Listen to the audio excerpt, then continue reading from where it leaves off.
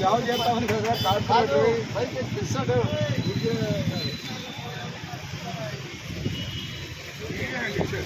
ఎక్కించండి. పెట్టి లాంగ్ ఎక్కువ కార్పొరేట్ ఎక్కువ కార్పొరేట్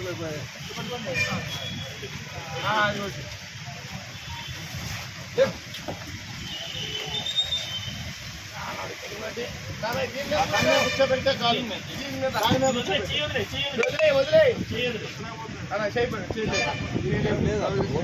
అది ఓకే ఏం లేదా చెల్లెనకి చాలు. అది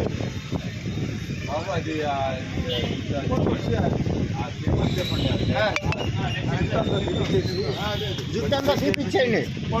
మచిలీపట్నంలో ఈరోజు ఉదయం నుంచి కురుస్తున్న వానకైతే మరి మచిలీపట్నం రోడ్ల పరిస్థితి అయితే ఈ విధంగా ఉంది. ఇదే పరిస్థితుల్లో అయితే రేవతి సెంటర్ ఏదైతే రిలయన్స్ బజార్ అయితే ఏదైతే ఉందో రిలయన్స్ బజార్ పక్కన ఒక వృద్ధుడు నీళ్ళలో కొట్టుకుపోతున్న సమయంలో మరి మాదివాడ రాము మరి ముదిగొండ శాస్త్రి గారు ఇద్దరు కూడా ఆ యొక్క వృద్ధుడిని చూసి పక్కకి సురక్షితమైన ప్రదేశానికి తీసుకుని హాస్పిటల్కి తరలించే ప్రయత్నం అయితే చేస్తున్నారు. ఇదే పరిస్థితిలో మరి ఫైర్ ఇంజిన్ వాళ్ళకి ఫోన్ చేస్తే ఫైర్ ఇంజిన్ వాళ్ళు కూడా వచ్చి ఏదైతే డిజాస్టర్ మేనేజ్మెంట్ దీని ప్రకారం వాళ్ళు వచ్చి వాళ్ళ సహాయం వాళ్ళు అయితే అందించడం జరుగుతుంది. మరి ఇంకా ఎన్నాళ్ళు ఈ మచిలీపట్నంలో ఈ డ్రైనేజ్ సమస్యతో ఈ విధంగా రోడ్ల మీద ఈ విధంగా ఇలాంటి పరిస్థితులు ఎన్నాళ్ళు ఉంటాయో మరి గత ప్రభుత్వం చేసిన నిర్లక్ష్యానికి మరి నేరు ఈరోజు మచిలీపట్నం పరిస్థితి అయితే ఈ విధంగా ఉందంటలో ఎటువంటి అతిశయోక్తి లేదని చెప్పి మరి మాదివాడి రాము అయితే మనతో చెప్తున్నారు. అయితే మాదివాడి రాము మనకు అందుబాటులో ఉన్నారు, అడిగి తెలుసుకునే ప్రయత్నం చేద్దాం. రాము గారు చెప్పండి, అసలు ఏం జరిగింది ఏంటి? గతంలో నుంచి మనం ఆలోచన చేస్తుంటే చెప్తానే ఉన్నాం అన్ని రకాలుగా. దాదాపుగా ఇది ఇప్పుడు కాదు, దాదాపుగా 10-15 సంవత్సరాలుగా తీవ్రమైపోయింది ఈ మురుగు నీటి సమస్య. ఈరోజు మేము రోడ్డు మీద వెళ్తా ఉన్నాం. శాస్త్రి గారు అన్న ఆంధ్రప్రదేశ్ తెలుసుగా మీకు, ఆయన ఇక్కడ నుంచి ముసలాయన్ని వీళ్ళు మన ఫైర్ ఇంజిన్ సోదరులు కలిపి ఆ డ్రైన్లో కొట్టుకుపోతున్నాడు. ఆ ముసలాయన చూపించేది కొట్టుకుపోతా ఉన్నాడు. కొట్టుకుపోయిన లాగి పైన కూర్చోబెడితే నేను కూడా వచ్చి వాళ్ళకి హెల్ప్గా నుంచున్నాను. 108 ఫోన్ చేసి కూర్చున్నాను. అంటే ఈ రోజున ముసలాయన పైకి మునిగిపోలేదు కాబట్టి దొరికాడు కాబట్టి ప్రాణాలతో కాపాడగలిగారు. అందుట్లో అసలు ఇరుక్కుపోతే అసలు ఎవరు చూసేవాడు కూడా చూసేవాడు కాదు. ఇంత దౌర్భాగ్య పరిస్థితి వాళ్ళ మచిలీపట్నంలో ఉందంటే నిజంగా జిల్లా హెడ్ క్వార్టర్ అని చెప్పుకోవడానికి సిగ్గుగా ఉంది. దీనికి కారణం 5 సంవత్సరాలుగా ₹1 కూడా సెంట్రల్ గవర్నమెంట్ నిధులు తీసుకురానికుండా డ్రైనేజీ వ్యవస్థను సర్వనాశనం చేసి, అంతకుముందు టీడీపీ ప్రభుత్వంలో డ్రైనేజ్ పెద్ద డ్రైన్లు కట్టినా కానీ అవి లింకప్ చేసే టయానికి వాళ్ళు ప్రభుత్వంలో దిగిపోవటం, వాటి కనెక్టివిటీ లేదు, లిఫ్ట్ చేసి వాటర్స్ బయటికి పంపించే విధానం కూడా తీసుకొచ్చారు. ఆ టైంలో దాన్ని కూడా ఈ పేరుని నాని సర్వనాశనం చేసి వాటిని అన్ని ₹1,00,00,000 ప్రాజెక్ట్ని బుట్టదాఖలు చేశాడు. ఈ రోజున ఎంపీ గారు బాలశౌరి గారు లాస్ట్ 14 ఫైనాన్స్లో దాదాపు ₹300 కోట్ల తీసుకొచ్చి డ్రైనేజ్ వ్యవస్థను బాగు చేద్దామని తీసుకొచ్చి వాళ్ళ సర్వే చేస్తానికి సర్వే అప్లికేషన్ పెట్టి వస్తానంటే సెంట్రల్ గవర్నమెంట్ వాళ్ళని కూడా రానియకుండా ఇక్కడ ఆపేసి ఎంపీ గారు చేస్తున్నారు కాబట్టి డబ్బులు రావద్దు. ఎవడయ్యా నీకు ఇచ్చింది అధికారం? ఈ రోజు ఈ డ్రైనేజ్ వ్యవస్థ ఇంత దారుణంగా తయారవడానికి పేరు నువ్వు కాదా?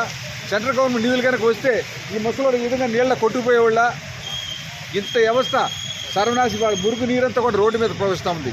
చిగ్గుపడాలగే చిగ్గు లచ్చ లేదు కాబట్టి ఈ రకంగా సెంట్రల్ గవర్నమెంట్ నిధులు రానియకుండా అమృత పథకంలో వచ్చే నిధులు కూడా ఆపేసి వాళ్ళు డ్రైనేజీ మచిలీపట్నాన్ని మురుగు కోపంగా చేసినటువంటి పరిస్థితి. ఈ రోజున మళ్ళీ సర్వే చేసి ఖచ్చితంగా నీళ్ళని కూడా ఎప్పుడు నిలబడకుండా ఈ దుస్థితి నుంచి ప్రజలను కాపాడటానికి ఇటు మంత్రి గారు కానీ బాలశౌరి గారు కానీ నిన్నే సర్వే చేసుకున్నారు. మొత్తం కూడా నిధులు ఈ బందరుల భవిష్యత్తులో 2-3 సంవత్సరాల్లో సంపూర్తిగా ఈ మురుగునీటి సమస్య తీర్చి ప్రజలకు మంచి ఆహ్లాదకరమైన మచిలీపట్నాన్ని అందిస్తామని సందర్భంగా తెలియజేస్తా ఉన్నాను. ఏదైతే ప్రెస్ కులవృద్ధుడు పెద్ద ఆయన ఆంధ్రజ్యోతి సీనియర్ రిపోర్టర్ ఆయన మొట్టమొదటిసారిగా ఈ వృద్ధుడిని చూడటం అయితే జరిగింది. ఆ వృద్ధుడిని చూసి ఆ వృద్ధుడిని కాపాడే ప్రయత్నం చేసి మరి ఏదైతే ఫైర్ డిపార్ట్మెంట్ వాళ్ళని కూడా పిలిచి సాయం తీసుకుని ఆ వృద్ధుడిని కాపాడటం జరిగింది. చెప్పండి ముదిగొండ శాస్త్రి గారు, ఏం జరిగింది అసలు? కలెక్టర్ గారు, మేము ఉదయపల్లి మిత్ర మండలిలో యోగా శిక్షణ తీసుకుని ఇట్లా ఇంటికి వెళ్తుంటే ఒక వృద్ధుడు కొట్టుకుపోతున్నాడు నీళ్ళలో. చూశారు కానీ దుస్తులు కూడా లేవు. ఏంటి పరిస్థితి చాలా వేగంగా వస్తుంది.